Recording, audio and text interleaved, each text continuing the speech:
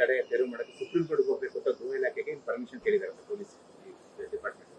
Permission ಸಿಗ್ತಾ ಯಾವಾಗ ಮೇಲ್ಮನವಿ, ಜೊತೆಗೆ ಮೇಲ್ಮನವಿ ಹಾಕೋದಕ್ಕೆ ಗೃಹ ಇಲಾಖೆಗೆ ಯಾಕೋ ವಿಳಂಬ ಮಾಡ್ತಾ ಇದೆ ಅಂತ ಆರೋಪ.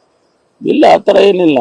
ಅವರು ಈಗ ಯಾವ ಡೇಟ್ನಲ್ಲಿ ಕೇಳಿದ್ದಾರೆ ಮತ್ತು ಅವರು ತೀರ್ಮಾನ ಯಾವಾಗ ಮಾಡ್ತಾರೆ ಅದೆಲ್ಲ ಗೃಹ ಇಲಾಖೆಯಲ್ಲಿ ನಮ್ಮ ಕಾರ್ಯದರ್ಶಿಗಳು ತೀರ್ಮಾನ ತಗೊಳ್ತಾರೆ. ನಾನು ಕೂಡ ಅವ್ರಿಗೆ ತಿಳಿಸಿದ್ದೇನೆ, ಒಂದು ವೇಳೆ ನೀವು ಮೇಲ್ಮನವಿಗೆ ಹೋಗೋದಾದ್ರೆ ಹೋಗ್ಬೋದು ಅಂತೇಳಿ. ಇಲ್ಲ, ಅವ್ರು ಬರೆದಿದ್ದಾರೆ, ಗೃಹ ಇಲಾಖೆ ಬರೆದಿದ್ದಾರೆ ಅಂತ ಮಾಹಿತಿ. ಪ್ರೊಸೀಜರ್ಸ್ ಇರುತ್ತಲ್ಲ, ಪ್ರೊಸೀಜರ್ಸ್ ಫಾಲೋ ಮಾಡದೆ ಓವರ್ಲುಕ್ ಮಾಡಕ್ ಆಗೋದಿಲ್ಲ ಇಂಥ ಕೇಸ್ಗಳಲ್ಲೆಲ್ಲ. ಯಾವುದೇ ಕಾನೂನಿನ ಇಲಾಖೆ ಮಾಹಿತಿ ತಗೋಬೇಕು, ಮತ್ತೆ ಗೃಹ ಇಲಾಖೆ ತೀರ್ಮಾನ ತಗೋಬೇಕು. ಪ್ರಸ್ತಾವನೆ ಪೊಲೀಸ್ ಇಲಾಖೆಯಿಂದ ಗೃಹ ಇಲಾಖೆಗೆ ಬರಬೇಕು, ಸರ್ಕಾರಕ್ಕೆ. ಸರ್ಕಾರ ತೀರ್ಮಾನ ತಗೊಳುತ್ತೆ.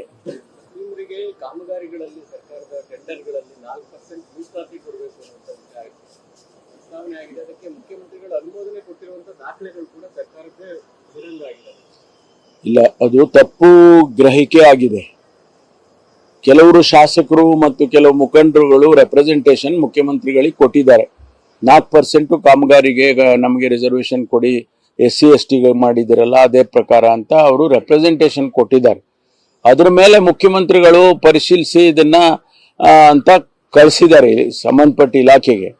ಅಷ್ಟು ಬಿಟ್ರೆ ಯಾವುದೇ ತೀರ್ಮಾನಗಳು ಯಾವ ಆಗಿಲ್ಲ. ಅಂತ ತೀರ್ಮಾನ ಆಗ್ಬೇಕಾದ್ರೆ ಅದು ಕ್ಯಾಬಿನೆಟ್ನಲ್ಲೇ ಆಗ್ಬೇಕು. ಅದಕ್ಕೆ ಪ್ರಸ್ತಾವನೆ ಯಾವ ಸಂಬಂಧಪಟ್ಟ ಇಲಾಖೆಯವರು ಕ್ಯಾಬಿನೆಟ್ಗೆ ಪ್ರಸ್ತಾವನೆಯನ್ನ ತರಬೇಕು. ಅದೆಲ್ಲ ಪ್ರೊಸೀಜರ್ಸ್ ಆಗಿ ಬಂದು ತೀರ್ಮಾನ ಆಗಿ ಸರ್ಕಾರಿ ಆದೇಶ ಆದಾಗ ಆಯ್ತು ಅಂತ ಆಗುತ್ತೆ. ಪರಿಶೀಲನೆ